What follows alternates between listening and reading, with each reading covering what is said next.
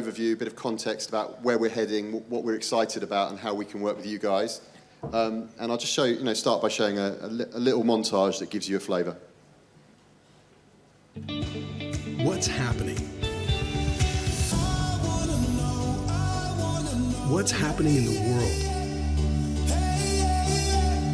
What's everyone talking about? What's trending?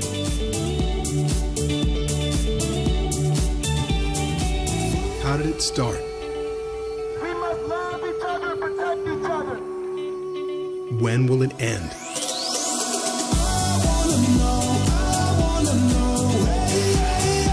See what's happening in the world right now.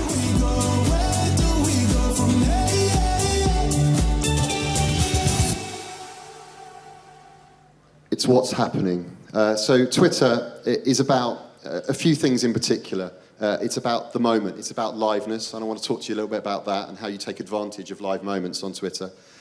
It's about video, more than ever, and increasingly about video in lots of different ways, and we'll talk about that. And then finally, it's about people, because ultimately Twitter is about people connecting with people. And it's important that as organisations or representatives from organisations, we understand how to harness our people, be they athletes or fans, to grow a community around the sports that we love. Live, in the moment, if you care about sport, you're following it on Twitter.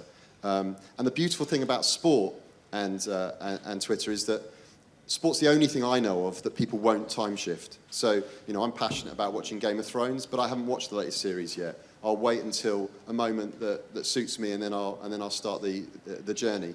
With sport, I'm not missing Liverpool versus Man United or Barcelona versus Real Madrid. I'm watching it now. And if I watch it now, I watch it on Twitter. I think the best way to sort of see this is visually. And an example from the Olympics where Usain Bolt, the biggest name at the Olympics, one of the biggest names in sport, he's running, people are talking, sharing on the largest virtual sofa in the world as he takes part in the 100 metres. You'll see here an overlay of tweets as they're coming in real time, and you'll see the spike as the race unfolds. We see it time and again, huge moments greeted with huge conversation. And in your sports, you'll know that you'll have peaks, you'll have moments to take advantage of. How do you make sure you're the centre of attention when those things happen? The beauty of Twitter is also that at those moments, we have those personal connections.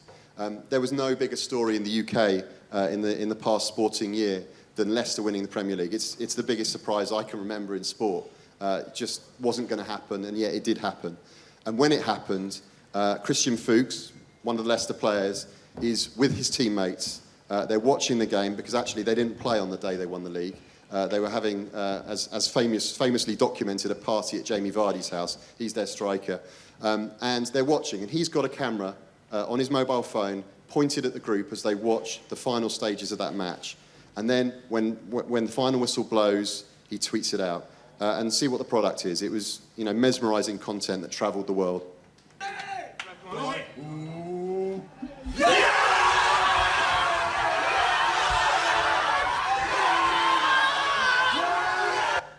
It went on for quite a while. But the point is, that's the content people want to see. It's personal, it's authentic, it's raw, it's on Twitter. And at that moment, 187,000 tweets per minute. Think about that. That's a lot of tweets in a flurry at one moment, driven by sport. And it also was responsible for an 86% uplift in total tweets on Twitter UK at that moment. That's just one event driving almost double the amount of engagement for an entire country because people passionately care about sport in the moment. And one tweet from Leicester that is, it's a great tweet, it's timely, that delivered more than 400,000 retweets because it rode the crest of this wave. It was timely, it was delivered from an authority, from someone who had something to say about this incredible moment. So think about live, think about how you take advantage of live. And think about video. And where we come to the confluence of live and video is particularly exciting right now. Rally will talk a little bit later about our new live streaming product, which we're incredibly proud of and which has been very well received. I'll leave that to Rally. But also, we now have an enhancement on Periscope, which is our live stream app, that means that you can plug in your own feed. So if you go to @SPORTEL Monaco now, you'll be able to watch this via Periscope in high quality from multiple camera angles. So we're covering live, we're covering it on video. And video in all of its forms is growing rapidly on Twitter. We now have 220 times uplift year on year in terms of the amount of video that's consumed on our platform, and it continues to grow at an exponential rate. And 93% of that comes via mobile. That's a big figure. We are mobile first. Twitter's on the move. Think about video content that engages people who have their mobile phone open. I wanted just to pause to give you a few examples of how to use video well, because I think increasingly, as a sports industry, we need to think and we need to empower our staff to think about, what's the right type of video content for the right moment. So, for example, it might be a spontaneous moment that you've recorded on your mobile phone. That's probably short and sharp. It might be funny. That's going to work really well. And this is an example. It's an oldie, but a goodie from the Mike Tyson, who some of us will remember from a few years back when he used to wear gloves. And this time he's not wearing gloves, but he's still making an impact. Daddy, I don't want you to fall.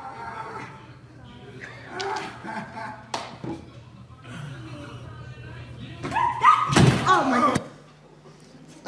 It gets me every time. I mean, it's just something that you want to watch and you want to share and you'll watch again. And it works very well on mobile upload through to Twitter. But sometimes it's about content that you plan. So, the Mike Tyson thing was spontaneous. Content's often planned. And as broadcasters, we often know where the great content's going to be, months, years in advance. In this case, around the Olympics. And we have a platform called Snappy TV, which basically allows you to take a live stream, clip it in real time, publish it through Twitter in as live clip moments that you can then share with your audience. This was done incredibly effectively by lots of broadcasters during the Olympics. This clip from BBC Sport, who gained tremendous exposure to their account. I think they were more viewed than any other account during the Olympics. And that was because they had rich video content that was of the moment. And this was just one example. It's against Kenny now, into the finishing straight, up towards the line. Jason Kenny's got it. What a ride! It's a golden hat-trick in Rio for Jason Kenny. So capture it, bottle it, and share it, and people are going to lap it up. They're going to enjoy that content because it's so relevant and time-sensitive. Then also, and clearly this is an audience that looks to monetize also the rights that it has. Amplify is a tremendous asset in that direction. This example from Sky is an example where Sky partnering with a sponsor, in this case it might be McDonald's or EA Sports or their very own Sky Bet. It's a three-way partnership between them and Twitter around Premier League rights with a sponsor. And what happens is, you get your clip out using Snappy as live, you run a pre-roll against that, and the sponsor has paid X amount of money, say $100,000. 50,000 of those dollars would go to the rights holder. Great, that's money in the bank.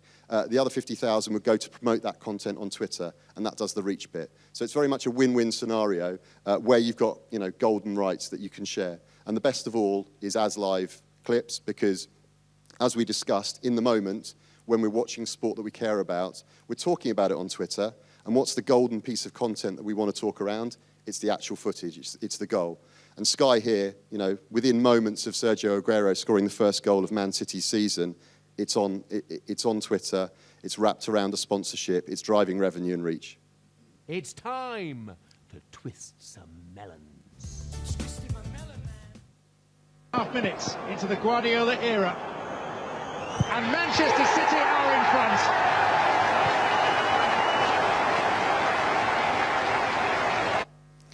And then finally, on the video side, and obviously, bearing in mind what I said about Rally taking us deep into the NFL Live experience, which I know a lot of you want to hear more about, just wanted to mention Vine, because I think Vine is really effective for those short moments that you want to see again. It's our looping, 6-second looping platform.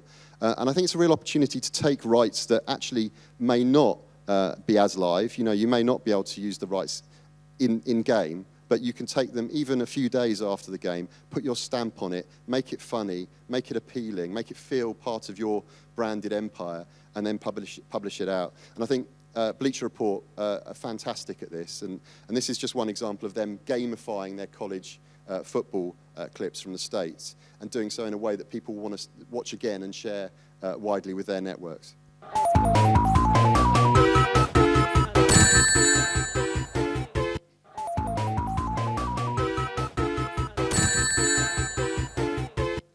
You get the idea. It's just an interesting spin on a good clip made into a Bleacher Report production with a few effects and sound importantly as well, because sound adds to the whole experience. So that's video. I want to talk about people, because people make video happen, and people are what people come to Twitter to follow. We don't, as a rule, follow organizations in the same way we follow the people who make up the organization. So think about those people. And if you go back to the Olympics, the most engaged tweet of the entire Olympics came from a person, came from Simone Biles, who was the darling of the US Olympic team. She won 5 gold medals, became a household star. And actually, she's a 15-year-old girl. She's grown up with her own sort of celebrity crushes almost. This is Zac Efron, who she's always admired. And then suddenly, when you're an Olympic gold medalist, doors unlock, and Zac Efron comes over, and he plants a surprise kiss on her cheek. And what sells this clip, what makes it travel so far and wide, is the raw emotion, the excitement, the embarrassment, the delight, and that's what, on a people-to-people level, makes this video clip travel so far. Tell me when it's going. I don't know how it's going. Yeah. And so, the challenge, I guess, and the huge opportunity to people in this room is to take those, celebrities, the stars, the people who have that reach, and to connect them with fans in a meaningful way. This is 2 of the biggest names in sport, clearly, Neymar and Cristiano Ronaldo. And they're using what we call a Twitter mirror, but basically is an iPad that allows you to input video or sign a picture, basically give a stamp of your identity in response to a tweet and send it back to that fan who might not be expecting any sort of interaction at all. It's incredibly powerful and also humbling, and it works really well. And then flip that on its head, because that's great, pushing out content to fans, but also look at ways to bring that content from fans with you on your journey. So in this case, Wayne Rooney, who is clearly one of the most famous UK footballers, he passed the biggest milestone in English football when he beat Bobby Charlton's record of 49 goals for England. It's a milestone. It's an incredible achievement. And what the FA did is they celebrated it in a meaningful way with their fans. They took tweets that organically had been sent to #Rooney50 to celebrate the milestone, and they emblazoned them on a 20-metre by 20-metre flag, filled a stand, and made up this image of Wayne Rooney celebrating that goal. And the flag was then unfurled and passed around the stadium. For each of those fans who's on that flag, it's an iconic placement. It feels like they're part of the experience at Wembley. And then to close the loop and make it even more compelling, Wayne Rooney, who actually wasn't playing on that day, he was injured. He saw the flag and he was wowed by it, and he went, look, I need to celebrate this. This is incredible. I'm going to interact with 3 or 4 of the guys who sent tweets. And he did so. And so, athlete relating directly to a fan closes the loop and makes this a perfect joined-up experience. Another example of an organisation listening to a conversation and then jumping in at the right moment, I think, comes from Spurs, who have been celebrating a flurry of new signings or re-signings. They've got a very talented young crop of players, and rightly assigning them all to long contracts.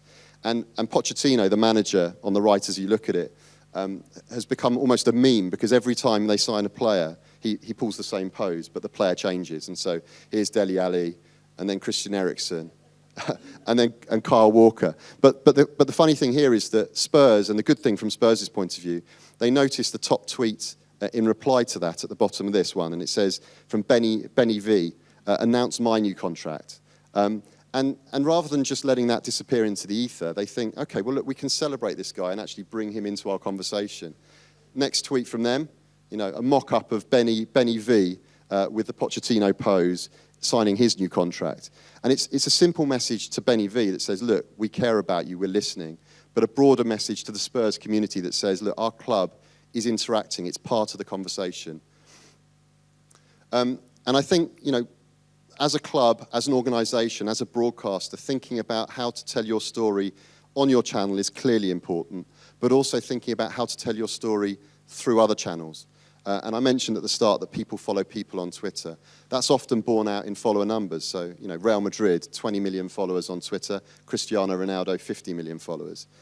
In this case, Carolina Panthers, you know, they made the Super Bowl. Their biggest fan is Steph Curry, you know, who's one of the biggest names in sport, full stop. They send out a nice tweet, picture tweet, says, you know, special guest will, you know, be our drummer, you know, bring out the players at the Super Bowl. And it does well, you know, 4,000 retweets, 8,000 likes. But then when Steph Curry picks it up and tweets it from his channel, more than twice the engagement. So think about how you can work with players and fans and celebrities to amplify your message through their channels too. And we're seeing this more and more, and I think, you know, this is a powerful approach, in this case from Adidas and Stormzy, who's a rapper and influencer in the UK. And often you'd expect from Man United the arrival of Paul Pogba, you know, the world's most expensive footballer, to be delivered from Man United. But in a strange way, the first signals of this transfer actually happening came through this video, which I think, in a sort of gritty urban way and a slightly different tack, brings a new audience and does so in a creative approach. I'll just play that for you.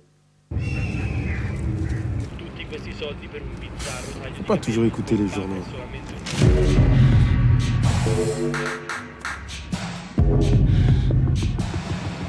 Shut up. This one A could be a decider. Best never follow. And I think we'll start to see more of this. I know it's not necessarily territory that everyone in the sports industry is familiar with, but I think it's worth exploring. And we as Twitter want to work with you guys and with sponsors to make this type of approach, this type of content feel rich, connected, and engaging for fans. But it's not always content that has to be deriving from celebrity.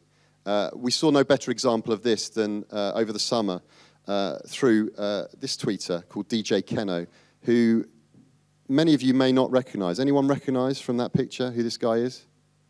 No. So nobody recognizes him, but I suspect when I play the tweet, you will. And this is where it all started, and it became a movement that engulfed football for the summer. Will score just more and more, he will score goals. He will score just more and more, he will score goals. He will score and more.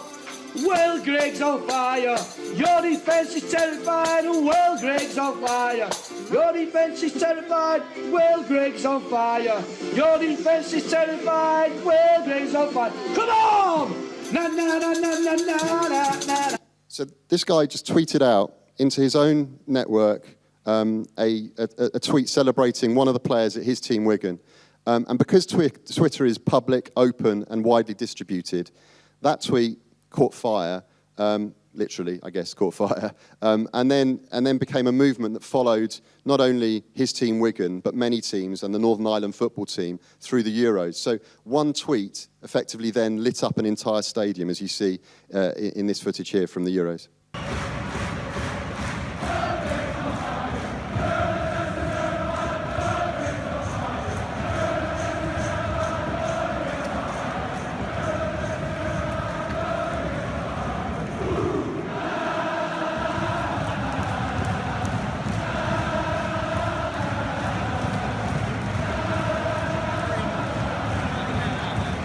I think you get the idea. That's the power of people. It's the power of Twitter. And you know, as a brand around it, in this case, Wigan Football Club, you know, whose player it was initially about, you know, being smart, thinking about how you can stay involved with the story. In this case, the chairman saying, look, for inventing the best chant ever known to man, you've earned yourself a free season ticket. You know, just basking in a bit of the glow of something that's taken fire on Twitter. So, yeah, I'll pass with that on to Anish, who will tell you a little bit more about moments during our summer of sport and earlier in 2016 that have lit up Twitter and why they have. But I think it's a powerful reminder of the power of people and the power of Twitter to spread their message. Thanks, Alex. That Will Gregg's video always puts a smile on your face, doesn't it? I'm Anish Madani, and today I'd like to talk to you about the magic that some of which Alex alluded to. about the power of the live, conversational, distributed, and public nature of Twitter, right? One of the unique things about Twitter is also the fact that as a tool, it can be used not just on Twitter, but also in broadcast and in the physical world, right? And we'll talk about how Twitter is making the moments happen for sports fans in the events that they care about, on air, on ground, and online, all right? So I've got 3 stories for you today, and we'll go through those. We'll talk about more, okay? First, on air. Our first story begins in Calcutta, in India, earlier this year, where the ICC World T20, the premier T20 Cricket World Cup tournament of the year, is happening. And it's the biggest cultural moment for India and Pakistan, right? These are 2 countries with more than 1.3 billion people who care deeply about cricket, right? And the ICC knows this, and they've set up a surprise in-store for fans before the tournament. Now imagine growing up as a kid and being in awe of the captain of your national team or club team, right? And imagine many years later that you're able to actually ask the captain of your team what he was feeling after winning a monumental match. And that, in turn, was then put out in front of hundreds of millions of fans watching this live globally on television. And that's exactly what happened to Krish. Let's see what that looks like. Okay, we've got a Twitter question from one of our fans here. It's from Kishan to you, MS, the winning captain. Are we going to see the Indian team again at Eden Gardens in this World T20? i.e., are you coming back here for the final? Well, that's what we are doing. We're trying to compete so that we can come back over here. But it's not an easy thing. The top nations are playing it. We just played a couple of games. Now, imagine that tweet of yours while you're sitting in your sofa at home, being flashed out to hundreds of millions of people watching that global TV broadcast. And that's literally where the idea of Ask Captain was born, right? It's about how can we make at least one dream come true for every fan, for every match that we have at our most prestigious event. And when you look back at this, from India to Pakistan, Afghanistan to Zimbabwe, 35 fans had a dream come true for them through the course of that event, and they probably had a story that they'll hold close to their hearts for a lifetime and share with their friends and family, right? So that's one way to think about it. Think about the fact that your broadcast isn't just linear anymore. You can actually use Twitter to make magic happen for fans around the world, wherever they may be. Yeah? Cool. Our second story begins in Paris, and it involves a sponsor, which I know some of you are looking forward to hear about. For the Euros in 2016, Orange, the French telecom operator, was literally thinking about how do you take the Euros happening in France and bring it to life with an iconic monument and memories that will move people for a long time to come, right? And so what monument do you think that would be in France? Yes? The Eiffel Tower, of course, right? And we'll play a quick video to show you what that looked like just before it actually started, okay? So here you go. This is what they said. Orange sponsors you. They're talking directly to you and your power as a fan to be able to be involved in this conversation and make magic happen.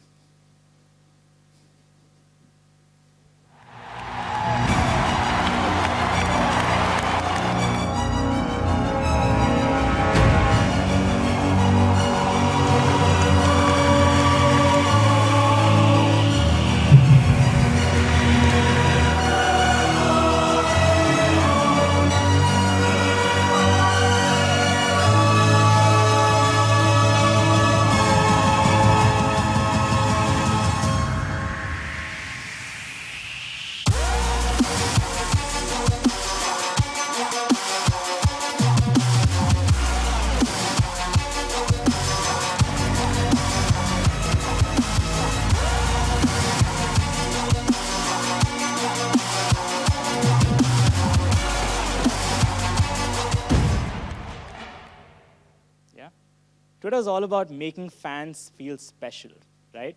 When you say that you're the real star of the Euro, that's when fans feel like they want to engage with you, right? You're giving them something that they care about deeply, and you're transforming that experience into something that they can visually experience and participate with in other fans, not just on Twitter, but also publicly in the country. And as a result of France reaching the final for the Euros, of course, the final battle for lighting up the Eiffel Tower was between France and Portugal, and France escaped with a narrow victory, even if it wasn't on the field. Here's what that looked like.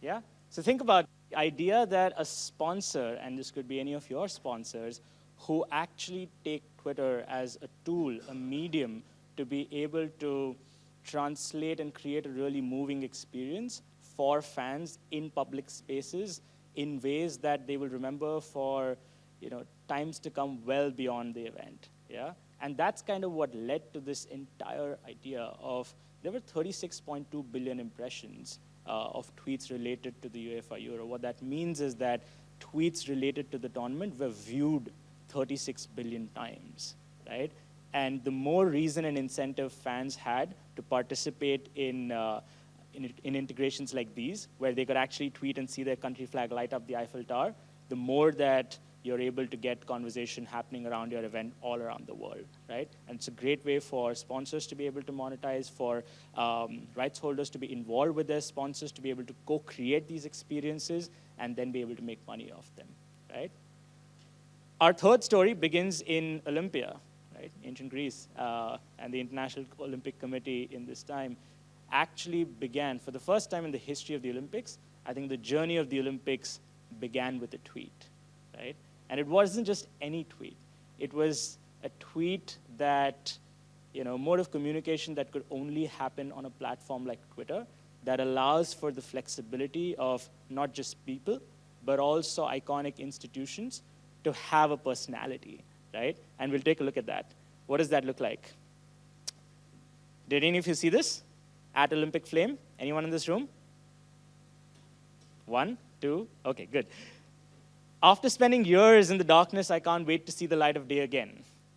Almost time to return, right? This is the Olympic Flame actually tweeting its 100-day journey from ancient Greece all the way to Rio and inviting fans around the world to participate in that. So think of events that you have and how you're going to build up to those events. You can do that with a lot of personality and flair well before it starts. I know it's a conversation that lots of rights holders, teams, clubs, broadcasters might have about how do you get fans excited about an event that's happening when there's a crowded sporting calendar. And here's one way to speak to them, right? Speaking to them directly, having a personality, even if it's an inanimate object. In the 2014 Football World Cup, Adidas did that beautifully with the creation of Brazuca, the Twitter handle for Brazuca, that would travel around the world, that would be nestled in the hands of superstars, that would tweet about the fact that if a goal was scored, Brazuca would tweet, guys, that crossed the goal line, trust me, right? It's that kind of personality that really gets fans close to you. And what that does is creates this enormous public conversation around the event. Now, you think about it, 75 billion impressions for tweets related to the Olympics on the platform, right? And this happens also because of the nature of the conversation that's there on Twitter. It's personal and authentic, right? If you remember the Usain Bolt example that Alex shared with you some time ago, what happened immediately after the race? The first thing that happened with Usain was he went back and he said, Jamaica, stand up Jamaica, this one's for you, my people, right? And that's what fans expect. That's where people see athletes and teams and broadcasters and statisticians and rights holders and other fans around the world really coming together in public conversation, right, to meet people at the center of their interests, right? And this confluence, the confluence of these on-air, on-ground, and online experiences, actually that's what makes Twitter the ultimate sporting destination for live, right? And what we have today is something new that's happening, right? I'm going to share the stage. I'm going to actually hand it over to my friend and colleague, Raleigh Blank, to talk about how we're transforming that live sports experience for fans with our new premium live offering that I know a lot of you have been waiting to hear about, right? Thanks for your time today. See you soon.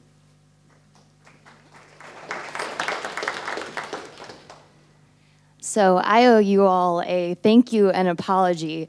Thank you for sitting through lunch, and apologies that you're now starving as I get started to share what's one of the most exciting things we have going on at Twitter, which is live. As mentioned, and thank you all for letting me share the stage, I'm Raleigh Blank. I've been at Twitter for about 4 years, and I can say that this is one of the most exciting things that we've worked on to date.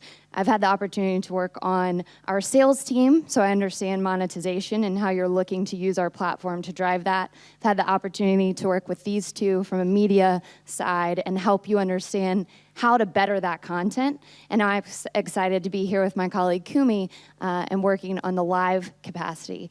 So as you all know, Twitter actually has had a lot of these live conversations happening. As we've discussed, while you're watching television, you're obviously talking and using the platform as something that kind of helps you get closer to what matters to you. This experience that you see going on behind me is one that we've actually had for some time. It's the ability to be able to kind of come into a timeline that's curated specifically for the NBA. Now, you see there's live conversations happening. You see that there's also some great connections happening with folks that are related to the game. This, for an example, is actually an NFL player who's tweeting about it. And you can see when people come into that content that they're actually communicating with him and having a conversation about the game. They can also talk through with the folks who are talking about the game, those experts, that live commentary. So it's always been something that has made sense, right? You're talking about the game. There are others who are involved in the game, but we've never actually had the ability to have the live stream there and really bring that in the focal point. So obviously, we thought through it and now have made the great opportunity and leap, thanks to our friends at the NFL First and then many of you in the room and others, to be able to drive a dependable and consistent experience, not only across sport, which obviously is our favorite, and that's why we're here today, but news and entertainment as well. And it's that connected audience that Twitter already has that allows for this to become such a differentiator when you're thinking about how your content can be engaged with and reach more people throughout the world, and certainly throughout social and digital as an extension. So this all started back in March with the NFL partnership that we were happy to have made. And the NFL actually was a partner that we've had for some time. Here are their first tweets from NFL and NFL Network, aptly about their commissioner. And then, of course, many of you in the room are familiar with Amplify, our monetization product, which allows for you to have a pre-roll from a partner that Alex actually stepped you through, and then show your content in real time using Snappy TV to cut that content. Well, the NFL had been a partner of ours since 2012. They saw the value. They understood what could drive a lot more interest when we brought them the opportunity of and discussed bringing some of that actual live game footage and games onto the platform. So in April, we announced our deal with them for 10 games to stream simulcast with CBS, NBC, and the NFL Network on Twitter every Thursday night. The first 5 with CBS, which we're in the middle of, so thankfully I can be here on our bye week. And then the other 5 with NBC, starting on November 17th. You can actually just go to tnf.twitter.com. I invite you to do so right now. You'll see our slate and the actual experience. But when you come to that on Thursday nights, you'll be welcomed with not only the live stream, the pregame and the postgame, but all of the content brought to you by those who are talking about the platform. And I will say, and I hope many of you would have the opportunity to see it, it's actually incredibly great quality, although I am very biased. So obviously Roger was the one who, and I say Roger because clearly I know him so well, but Roger was the one who actually announced the partnership with a great video piece of content aptly, and then obviously September 15th, our first game. So as mentioned, there is something that I know is sort of the elephant in the room that everyone's interested in, is how this is monetized, and when your content is on the platform, what does that look like? Again, it's related entirely to Amplify, but then also the ability to dynamically insert ads. So where there may be local spots that you're selling, we're able to insert ads that have been sold specifically for digital to be able to open up a whole new revenue line for you and your partners. So something really phenomenal from a technological perspective, but then certainly in the digital space to allow for you to hear what your customers are saying about the stream as they watch it, but then also insert some great opportunity for those brands who have already invested in you as well. So we were pretty excited about the press we got. You can see that we actually had some great things to say about our connected devices, which I'll get to in a moment. People were discussing that it was popular on Twitter. They said it was a huge success. They discussed what it was like to watch it. And my personal favorite, no one had anything bad to say about it. So you always know you're doing well if no one's saying anything bad. Great headline there. But this is what the experience looks like to some extent. You can click on Moments if you're aware of what that is, the lightning bolt in the bottom of the page, and you'll be brought into the experience, not only logged in, but also logged out. So this is something that eliminates that friction for people to find your content wherever they are.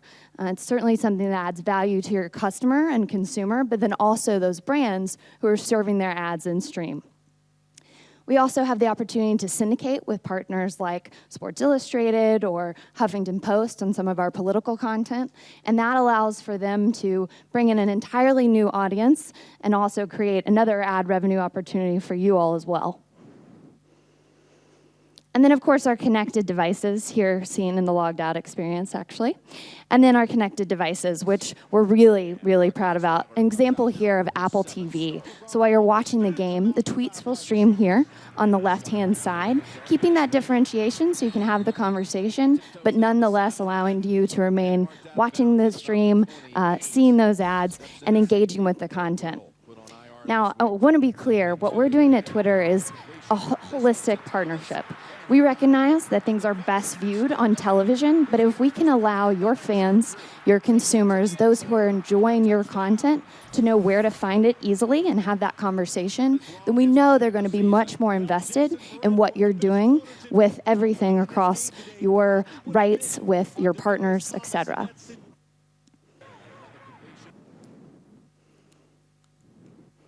Got a fast click today, my apologies. So this is just a brief snapshot of some of the live programming that we're already working across.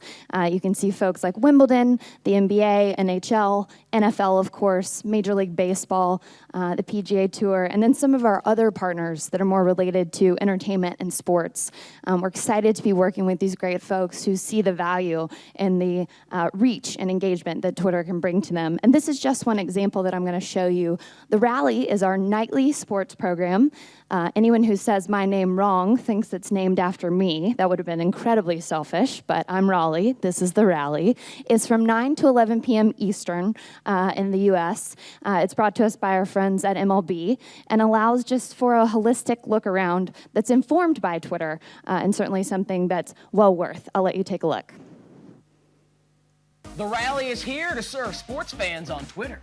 Stay connected with the biggest sports trends and have your voice drive the conversation. See the best plays and catch the key moments live as they happen. The Rally, Monday through Friday at 9 p.m. Eastern, exclusively on Twitter. And yes, that is exclusive to Twitter, Monday to Friday, the first sort of programming effort that we're making outside of simulcast content. And it's obviously brought to us by a great partner who can then, as mentioned, sell ads in the content, allow for a whole new revenue stream, and then certainly others to engage with the hard work that they're doing. So that's what's happening at Twitter. we're incredibly excited not only about what happened in 2016, thanks to this great team, what will happen in 2017, and then certainly thankful for all of you in the room who are interested in and looking to find ways to take your content to be dependable and consistent and provide reach and a lot more engagement for a holistic experience across all you're doing, not only in digital and social, but certainly with your media. So I know we're coming close to out of time. I wanted to introduce our team who's here and happy to connect with you all. No qualms about going ahead and following us. We always like that. But feel free to find us throughout the rest of the conference. We really hope you've enjoyed this and appreciate your time. Thanks so much, and go live.